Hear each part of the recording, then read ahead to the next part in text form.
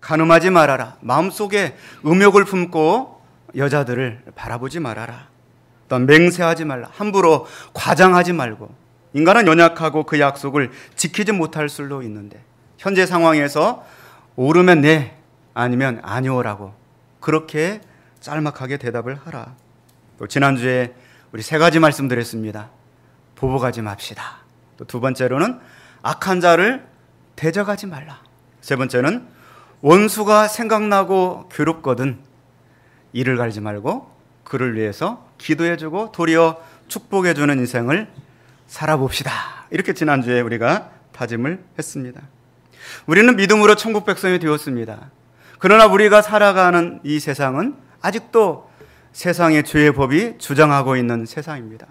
그러다 보니까 세상을 살면서 우리가 많은 고난을 당하고 또 고뇌와 또 역경을 겪게 되는 것입니다. 그렇다고 그리스도인들이 환경을 탓하고 사람만을 탓하며 살아서는 안 됩니다. 왜냐하면 믿음의 선배님들은 다 우리보다 더 열악한 환경 속에서도 믿음을 지키고 더 악한 사람들 틈바구니 속에서도 하나님 안에서 자신의 소금과 빛된 사명을 감당하며 살았기 때문입니다. 총신대학교 교정에 가보시면 커다란 돌로 된 고인돌처럼 비석이 있습니다. 거기에 보면 5가지 교훈이 있습니다. 목회자가 되려고 신학교에 들어온 이 목회자들에게 주는 교훈입니다.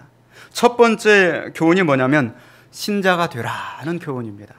목회자가 되려고 온 사람들에게 목사가 되기 이전에 먼저 예수 믿어라, 신자가 되라 이렇게 말씀하고 있습니다. 두 번째는 학자가 되어라. 목회자가 되려면 하나님 말씀을 연구하는데 정말 집중해야 된다. 그래야 목회자가 되는 거지 목회가 먼저가 아니다. 세 번째로는 성자가 되라. 그 말씀을 지키려고 애를 써야 된다. 네 번째로는 전도자가 되라. 주변의 많은 이들에게 복음을 증거하는 삶을 살아야 된다. 그리고 마지막에 목자가 되라 이렇게 말씀하고 있습니다. 물론 우리도 마찬가지죠. 우리가 먼저 신자가 되어야 됩니다. 예수님 잘 믿는 우리가 되어야 됩니다. 먼저 하나님 말씀에 은혜 받아야 돼요. 그리고 그 말씀대로 살려고 몸부림쳐야 될 줄로 믿습니다.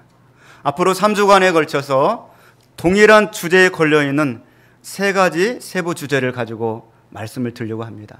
이 한 가지 이 동일한 주제는 뭐냐? 우리가 신앙생활을 하는데 어떻게 해야 될 것이냐?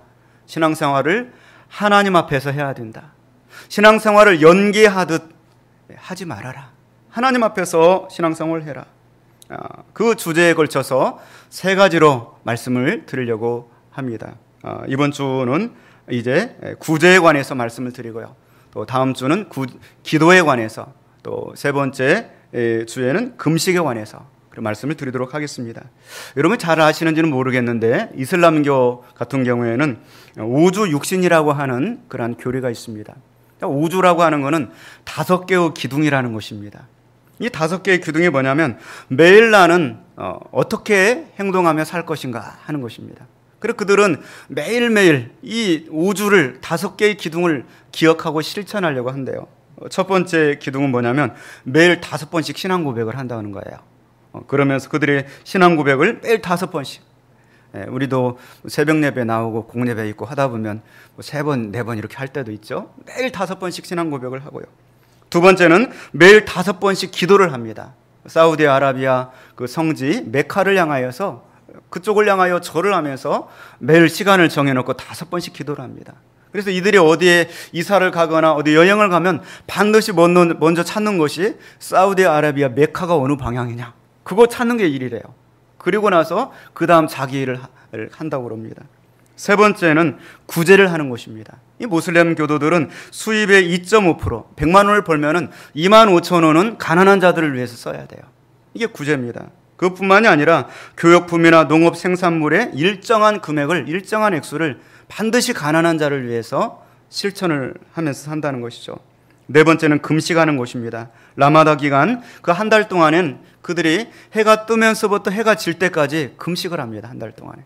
그 기간에는 물도 마시지 않고 음식도 먹지 않고 부부간의 관계조차도 이들은 하지 않는다. 그 정도로 철저합니다.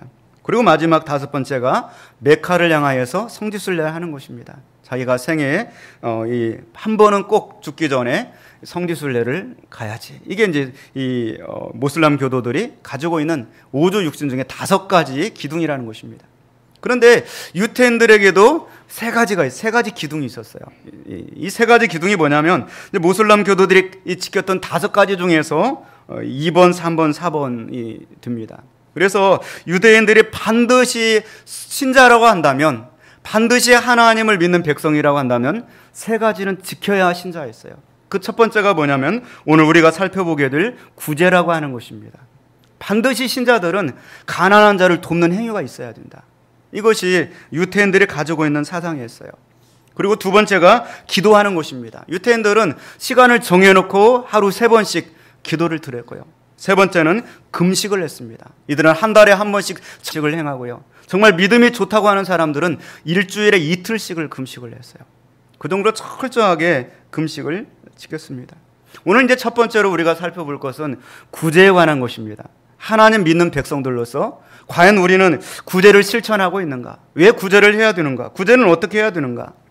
예수님께서 구제에 관해서 언급을 했을 때는 그는 가난한 자의 아픔을 아시기 때문에 말씀하신 것입니다. 여러분이 아시는 것처럼 예수님께서는 이 지구상의 사람들 중에 가장 비천한 자리로 오셨습니다. 마구간의 말구 위에서 예수님이 태어나셨습니다.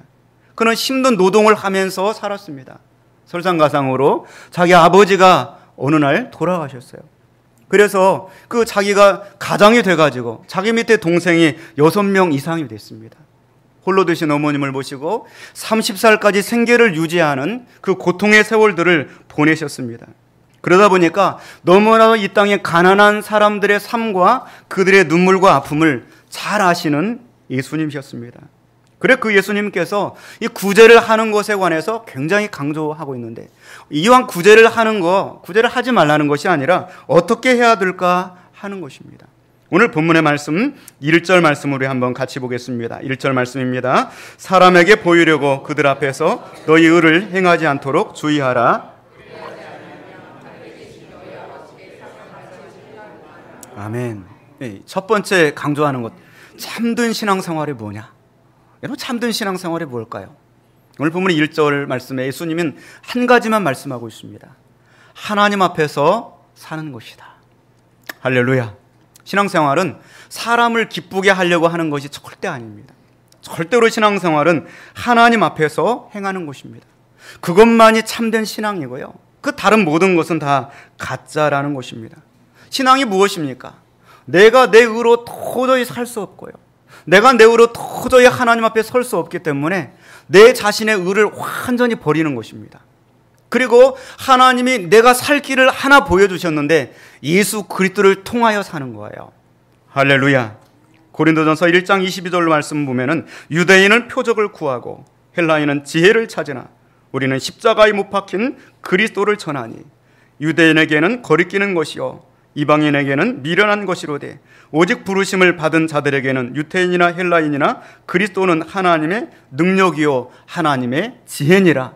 오직 하나님의 능력이 되시고 지혜가 되시는 그리스도의 보혈을 의지해서 그 십자가의 은혜를 힘입어서 사는 것이 신앙생활입니다. 나는 죄인입니다. 아무것도 나의 의는 없습니다. 아무리 노력을 해도 우리 힘으로는 하나님께 절대로 나가설 수가 없습니다. 전적인 하나님의 은혜고 하나님의 긍휼의 손을 내밀어 주셨기 때문에 십자가에서 흘러나오는 그 은혜로만 우리가 하나님 앞에 다가설 수가 있는 것입니다. 그러므로 신앙생활은 절대로 자기 힘으로 사는 것이 아니라 오직 전적인 하나님의 은혜로 사는 것이 신앙생활이 되는 줄로 믿습니다. 그런데 문제는 이러한 인간들이 이렇게 가지고 끝까지 살아야 되는데 조금 이제 살만하게 되면 그러면 자기 속에 있는 죄된 본성이 나오는 거예요. 그래서 자기의 의를 내려놓고 절대로 하나님만 의존하며 살아야 되는데 자꾸 자기 의를 드러내려고 그래요. 자기는 죽어지고 하나님만 높아져야 되는 것이 신앙생활인데 하나님은 낮아져도 괜찮으니 나만 좀 높아집시다. 이렇게 나가는 거예요. 예수님 당시에 바리새인들과 서기관들이 그랬습니다.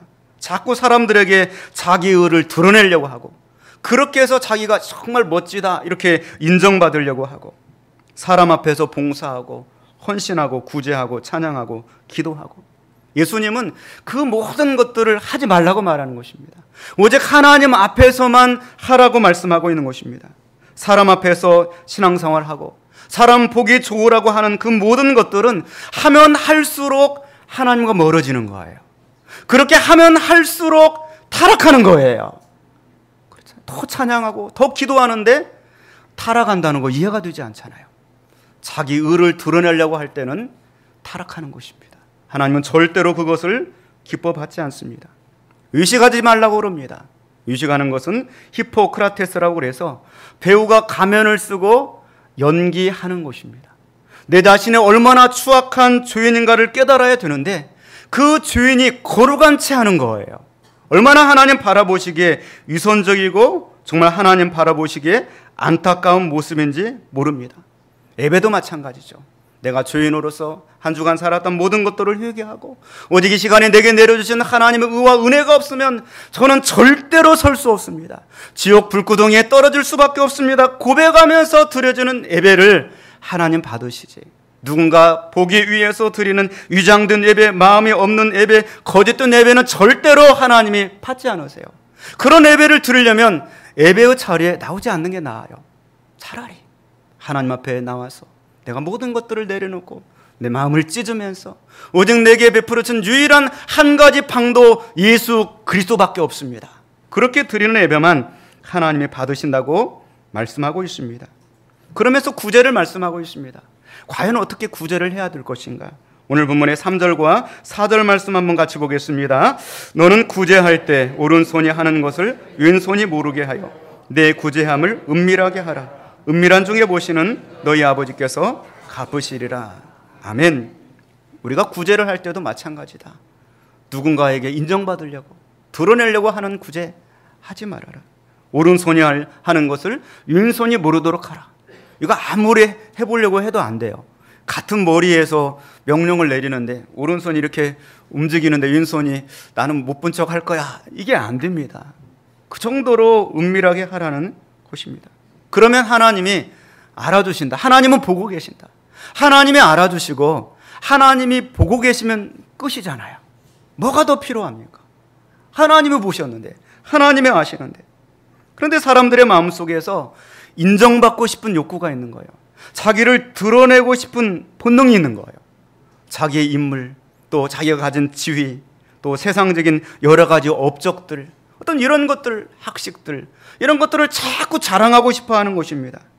그래서 어떤 이 자랑하고 싶은 이런 것들이 신앙생활까지도 연결되어 있는 거예요. 어떤 경건을 자랑하는 거예요.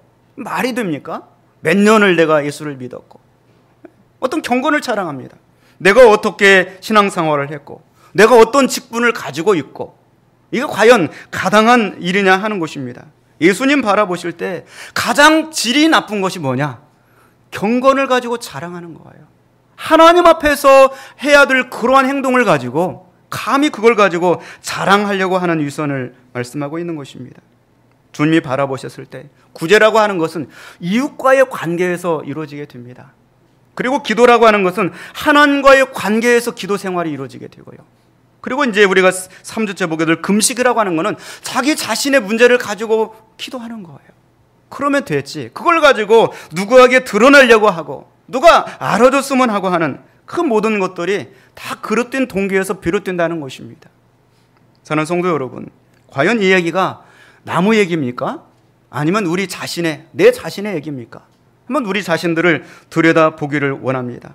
내가 어떠한 이 구제를 가지고, 교회 봉사를 가지고, 직분을 가지고, 어떤 신앙적인 경건을 가지고 내가 자랑하고 드러내려고 하지 않았는지 우리 자신들을 돌이켜보기를 원합니다. 야고보 1장 27절 말씀 보면은 진정한 구제를 말씀하고 있습니다. 하나님 아버지 앞에서 정결하고 더러움이 없는 경건은 곧 고아와 과부를 그 환난 중에 돌보고 또 자기를 지켜 새 속에 물들지 아니하는 그것이니라. 이 경건이라고 하는 것은 정말 내 마음속에서 칼마다 믿음 지키려고 애를 쓰고 그러며 살아가면서 누군가 가난하고 어려운 사람을 보면 내 마음이 막 끊어지는 것 같아서 견딜 수 없는 거예요. 아픈 거예요. 그래서 내가 그를 꼭 도와주고 싶어하는 마음, 이렇게 해서 하는 것이 바로 참된 경건이라고 말씀하고 있는 것입니다. 이 참된 경건, 이 누군가를 돕는 구제를 실천하는 것은 예나 지금이나 하나님의 가장 관심을 가지고 계신 것입니다. 신명기 15장에 보면 이런 말씀이 있습니다. 땅에는 언제든지 가난한 자가 그치지 아니하겠으므로 내가 내게 명령하여 이루노니 너는 반드시 내 땅 안에 내 형제 중 곤란한 자와 궁핍한 자에게 내 손을 펼지니라. 너는 반드시 이 땅에 고난하고 궁핍하고 어려운 자에게 내 손을 펼치니라. NIV 영어 성경 보니까 I command you. 나는 너에게 명령한다. To be open-handed. 너의 손이 열려지게 할지니라. 바로 가난하고 궁유를 필요한 그 사람들을 향하여서 하나님의 명령이니 손을 펴라고 말씀하고 있는 것입니다. 신명기 24장 말씀에서도 밭에서 곡식을 베는데 그 한 뭇을 밭에 떨어뜨려서요. 다시 줍지 말아라. 그 땅에 가난한 자들을 위해서 남겨두라고 말씀하고 있습니다. 감람나무를 떨었는데 그 얼마가 좀 남아있어요. 다시 수확하지 말아라. 바로 그 땅에 객과 고아와 과부를 위하여 남겨둬라. 포도원 농사를 짓고서 포도를 딴 후에 아직 덜 익은 포도 그거 남겨두라는 거예요. 그 땅에 가난한 자들이 와서 그것으로 배부르도록 남겨두라고 말씀하고 있는 것입니다. 만약에 그렇게 한다면 내 하나님 여호와께서 내 손으로 하는 모든 일에 복을 내리리라. 할렐루야. 이 구제가 이렇게 중요한 것입니다. 이것도 부족해서 하나님께서는 유대 사회 가운데 70년 희년 제도를 허락해 주셨어요. 그래서 살다 보면은 사고를 당하기도 하고 또 자연적인 재난을 당하기도 해서 갑자기 가정에 어려운 일이 닥칠 수가 있어요. 그래서 밥 팔고 돈 팔고 막 그래서 회복하기 힘들 수가 있어요. 70년 뒤면은 그거 다시 다 돌려주게 하신 거예요.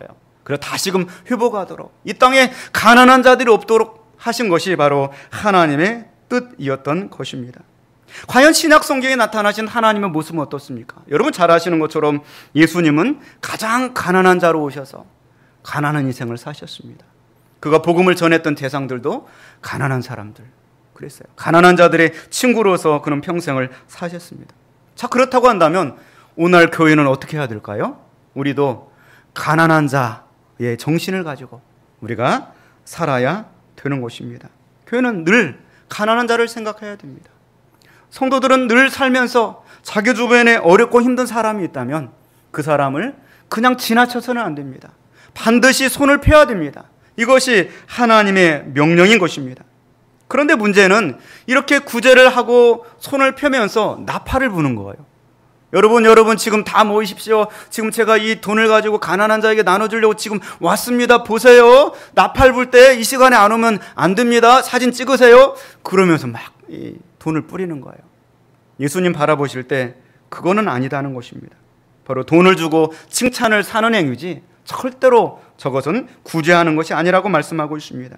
오늘 본문의 말씀 2절 말씀 한번 같이 보겠습니다. 그러므로 구제할 때 유식하는 자가 사람에게서 영광을 받으려고 회당과 거리에서 하는 것 같이 너희 앞에 나팔을 불지 말라. 진실로 너희에게 이르노니. 아멘. 성령님이 이 시간 우리에게 도우사 정말 우리가 이 잘못된 구제 또 나를 드러내고 싶어하는 이러한 내 본성들을 깨닫게 해주시고 고쳐주시기를 주님의 이름으로 축원을 드립니다. 정말 구제를 어떻게 해야 될 것인가? 은밀하게 하라 이렇게 말씀하고 있습니다. 오늘 4절 말씀 한번 같이 보겠습니다. 내 구제함을 은밀하게 하라. 은밀한 중에 보시는 너희 아버지께서 갚으시리라. 아멘. 은밀하게 해라. 어떤 선생님이 고등학교 담임을 맡았는데 정말 공부도 잘하고 학생이 착한데 아버님 일찍 돌아가시고 점심때가 되면 밥을 못 먹어요. 밥을 안 먹어요. 그 아이가 너무 걸리는 거예요. 어떻게 돕고 싶은데. 그래서 무슨 방도가 없을까? 오늘 하루는 그 학생을 부릅니다. 불러서 내가 너에게 정말 긴히 좀 부탁을 하나 해야 되겠다.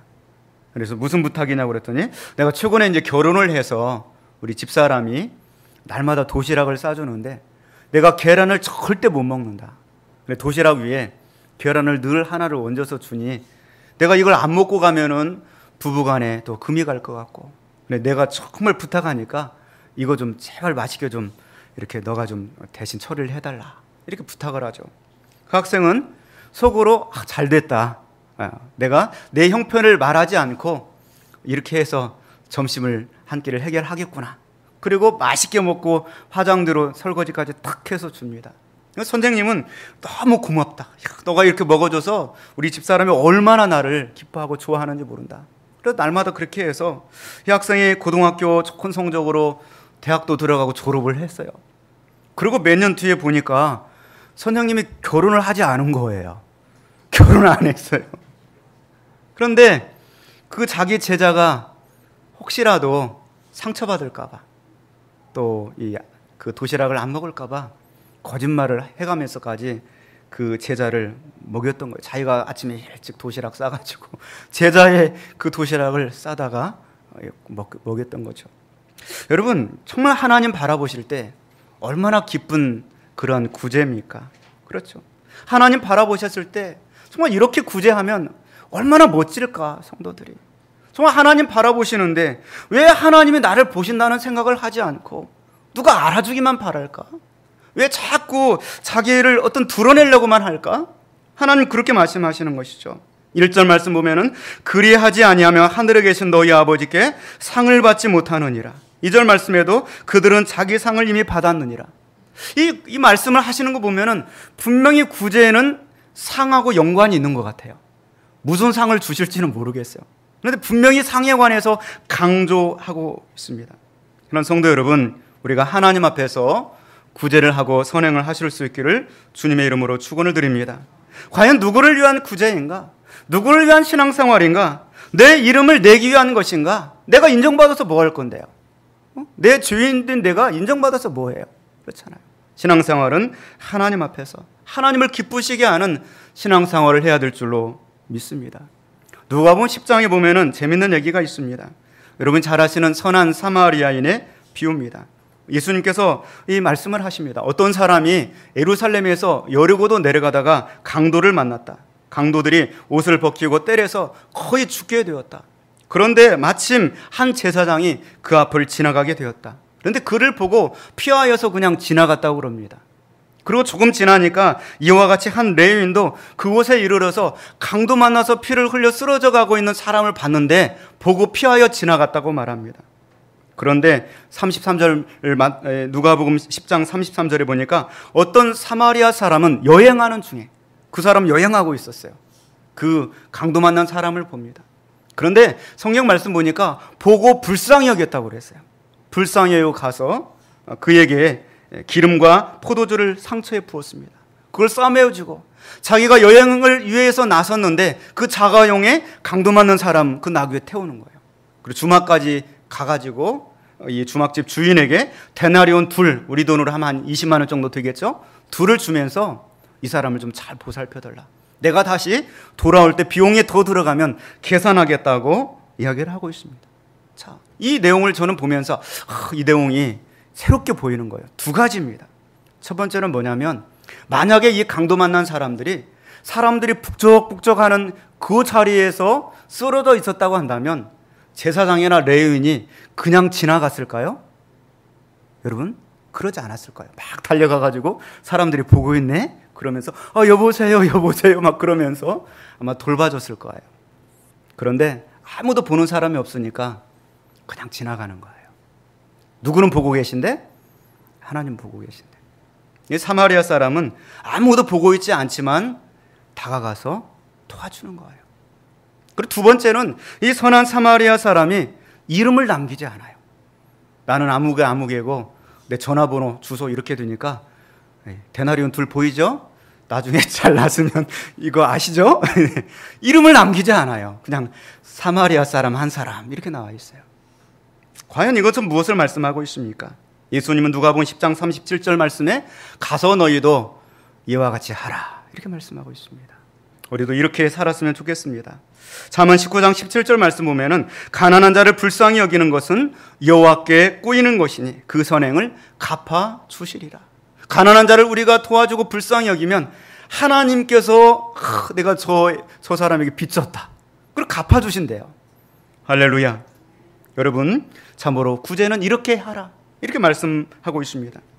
재밌는 말씀이 마태복음 25장 한 장 더 나옵니다. 제가 또 말씀을 소개해 올리겠습니다. 예수님께서 마지막 날에, 세상 끝날에 세상의 모든 사람들을 한 자리로 모으겠다 그럽니다.